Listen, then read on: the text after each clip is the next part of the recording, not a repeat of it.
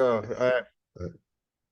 welcome, my friends. I'm here with my buddies, Daryl and Ed, and we're going to be speaking to you today about how to be a vocal PM if you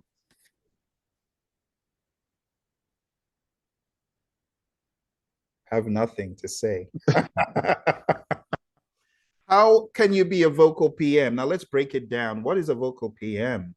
A vocal PM is a PM that has a voice, right? You need to understand that in this world of project management, you need to have something to say based on your experience, based on your understanding of process groups, knowledge areas, agile, people, process, business.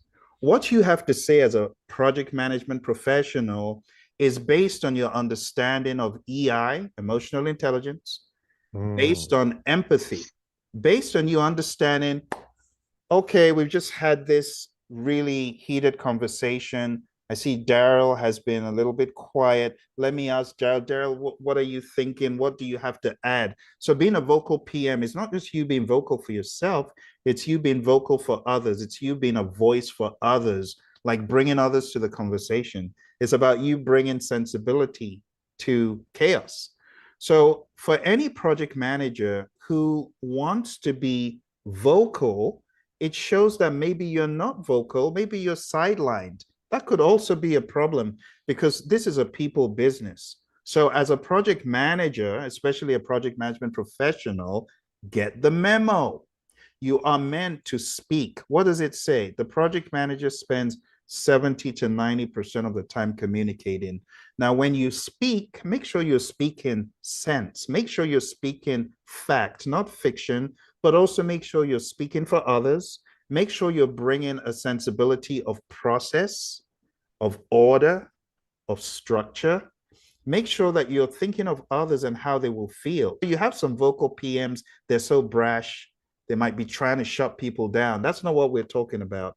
We're talking about adding value. So, my mantra is if it's not valuable, don't do it. If it is valuable, do it. If being vocal is bringing some vocal value, then you want to do it. And you ask yourself, what value can I bring? Well, that's what the PMI schools us on in all of these big old books, the guides, the agile practice guide. What does it say about this? In this, on page 50 or 49, it tells you that you should develop a team understanding, a team charter, a social contract. So part of being a vocal PM is, hey, team, this is what we should probably think or consider doing, or even better still, hey, team, what do you think we should do?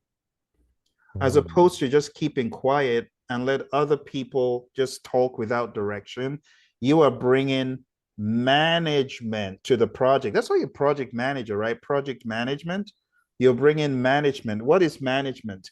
Management is the administration of process, procedures, guidelines, and structure. And a lot of times, all we need is a little bit of structure. Now, for the agile zealots out there who say those predictive people, they have too much structure, that's a bit hypocritical because in the world of agile, guess who has structure? We do. We have the four values, the 12 principles. It's just yesterday PMI came out with this. This has been on the scene for over 20 years. So it's silly to say we don't need structure. Yes, we all do need structure. But being a project manager and being a vocal PM is bringing that structure awareness. We're not saying draconian structure. We're talking about value-based structure, where just a little bit of structure, just a little bit of guidance, having a team charter, having some sort of social contract and understanding can go very far. Having some guardrails, like in the world of Agile, when we have our daily scrum or daily stand-ups, we say 15 minutes, no more. Why is that? It's for the structure purposes. When we respect the structure, we free people up to do more, we become more efficient. So part of being a vocal PM needs to be being vocal about what you know. Project management professional. What is a professional piece of it? The knowledge, the skills, the tools, the techniques, the understanding of people, process, and business, the understanding of how to effectively integrate, how to effectively scope and schedule and cost, and bringing in the conversations at the right point for quality, for resources, for communications. There's so much you should know about risk. and procurement and stakeholder. So to be on a project as a project management professional or as a project manager who should know his or her salt and not having something to say, oh my goodness, you need to go back to the School of Ed. The School of Ed. Where's the School of Ed's famous book? Is hiding somewhere here. Where's his famous book? You need to go to School of Ed. The School of Ed says you got to be a magnetic project manager. In order to be a magnetic project manager, you need to have a voice. You need to have something to say. I'm going to quote from page 46 of the book. And Ed says, Ed, the guy here, this guy, I don't know which side he's going to end up being. But Ed says, when managing communication on a project team, foster open and transparent communication. This can be achieved by establishing clear lines of communication where everyone on the team understands their roles and responsibilities. Encouraging, you see where this vocal idea is coming from. Encouraging team members to share their ideas. A lot of team members are like, oh, I don't want to talk because they're going to think I'm dumb. No. So being a vocal PM is drawing it out. We use the word elicitation in project management. It says, encouraging them to share ideas, concerns, and feedback. And it can help identify potential issues early on, prevent misunderstanding, and build trust. And Ed says creating a culture of transparency and honesty is critical for collaboration. So how can you be a PM without being vocal? It means that you may not be doing what you're supposed to be doing. By the way, you can find this awesome book everywhere books are sold. You can find this on Amazon. It's by my buddy Ed. And honestly, to be a vocal PM is part of the magnetic properties. Ed, hit me. Come on. What's so funny, Phil? Just recently, I subscribed to a newsletter by James Clear. He wrote The Atomic Habits, and this really aligns with today's conversation. He said something, and I quote, "It's remarkable how often real problems is not what happened, but how it was communicated." I think that is big because a lot of times when someone is communicating or a project manager is trying to be vocal, they miss the biggest part of how do you communicate that particular problem. Meaning, if we're in a meeting and you're about to, you think communicating, trying to embarrass someone or the rest in front of the rest of their peers is going to go well. No, now we're going to talk about tactics. How about we pull that stakeholder aside and have a conversation? Vocal. Being vocal means when we're in a meeting and you notice that you have people that are dominating the call, how do I ensure, because part of my role is to what? Facilitate. How do I ensure that I'm able to go around the room and engage people easy? Let me call on Phil, let me call on Daryl and ask them individually. It's something about when we hear our name, now we feel more relaxed and we want to engage. And plus, when you have those people who are not one of those people that want to talk, but when you get them to talk and you're like, why haven't you said this during the whole meeting? Like, it could really improve. So you have to have that ability. So as a PM, it is imperative. Matter of fact, it's important that you have the courage, and it has to start with self, because a lot of times we keep wanting to get all these tools and all of these techniques and getting all these artifacts to really drive a project, when again, what Phil said, projects are people. So how do we ensure that we create a connection, a real connection, or watch this, family, a magnetic connection with the people that are part of our project? We do that by building actual conversations outside of the day-to-day meetings so we can ensure that we gain their confidence, as well as we're building up our own confidence. And when we're having questions and when we have to have those crucial type of conversations with the individual, they know we're coming from a place of delivering value and not coming from a place of we're just trying to make ourselves look good. Because whenever as a PM you can't set your team up for success, then it's not going to help you long term. You are the coach. And we always know in any coaching business, the coach is always the first to go. It doesn't matter if the players were slacking, but it's the coach. Another technique that I would recommend is when you are in meetings and you have a purpose, you have an outcome of what the particular meeting is going to be about.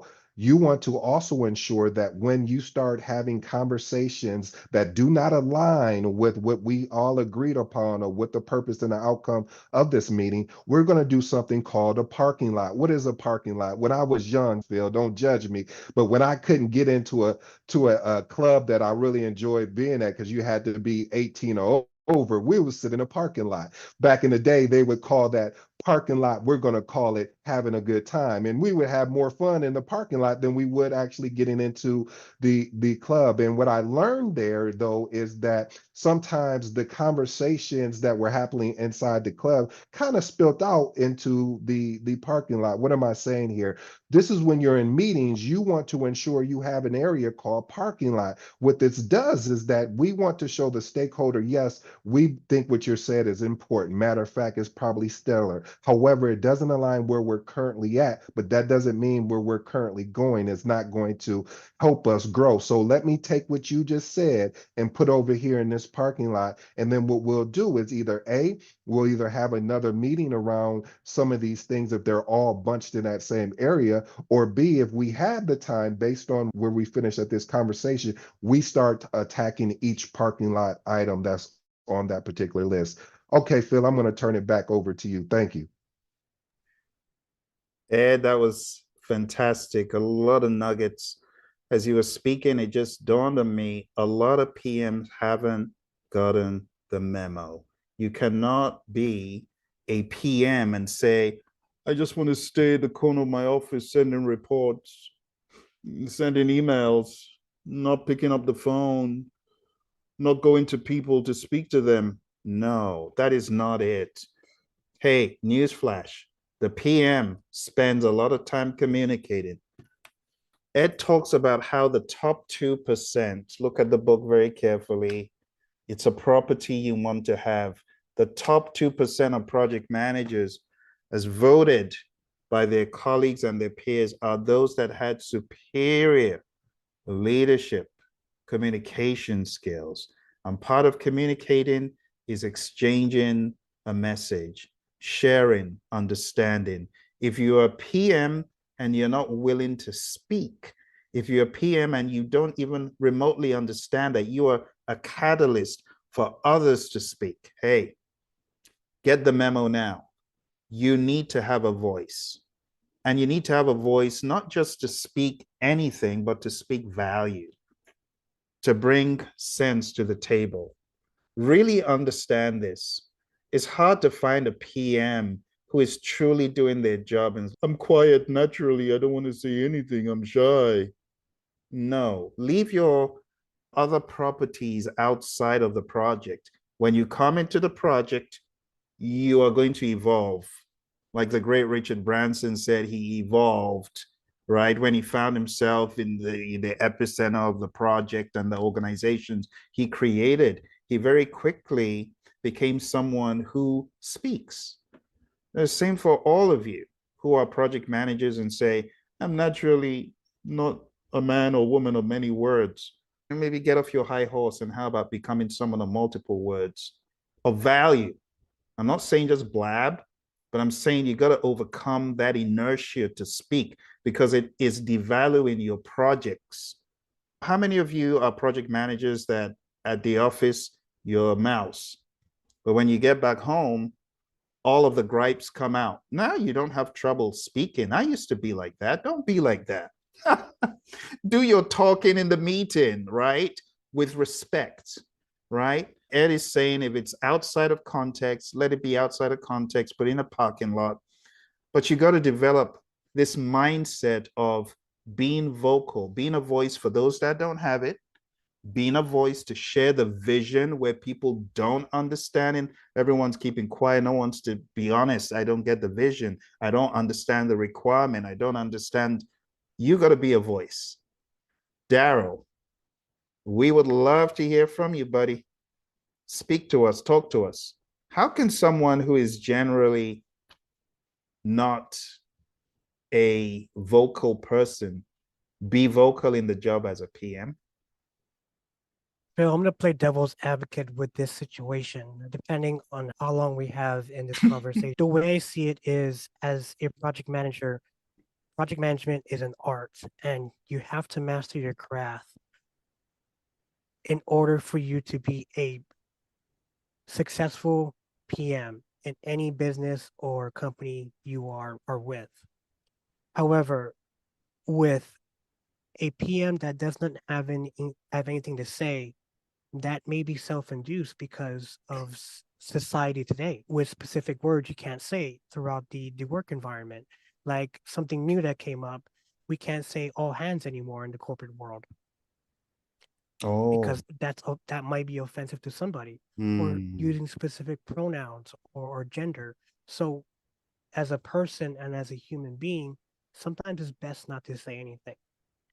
However, you are right, and Ed's also right that project management is a people business. And if you are able to provide that confidence in yourself to at least influence a better way of communicating, as in treating others with respect and giving the opportunity for others to speak without gaslighting, because we all gaslight today.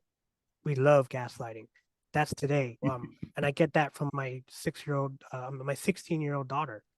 But I'm learning as I go, and I'm learning as I go as a father, and Hmm. I apply that to my career as well. So yeah, that's gonna. This is a tough one to dissect. It all depends on the room and in the environment you're in as a PM. Hope that Mm. answers your question. Very good food for thought.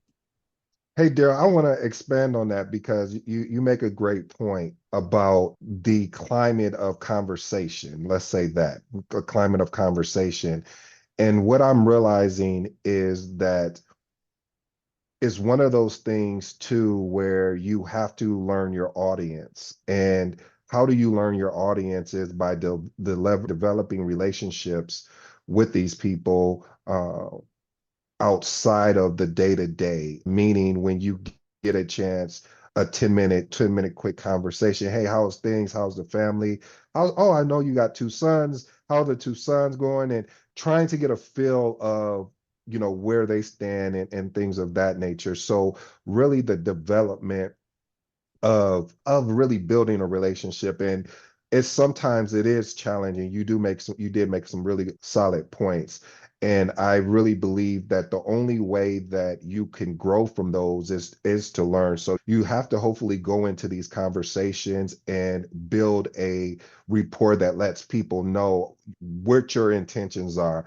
If I mistake or missay something, please correct me. But if you're correcting me to, I'm hoping you're correcting me to educate me, but not, or not to really correct me to make me feel a certain way. Because I always tell people when I'm working with them, hey guys, I am not attacking you. I don't want you, this is not even, I shouldn't even use the word attack. I am judging the work that you're producing. So I know you're tied to the work, but I need you to separate the two because the work at the end of the day is where we get what gets us to the finish line. So I say all that to say you make a really solid point. And as I continue to develop as an individual and learning as well as a project manager, there are certain things that you do have to adjust to and you have to play towards, because if you don't, you could make some people feel uncomfortable, and you hope that you've done enough work on a project to let them know if there's something I've done or said that you could come talk to me on a one-on-one basis, and let's work through it. Because if we don't work through it, that means that all we do in life is we focus on the problem and we never put any energy on the solution because we've already burnt ourselves out with the problem.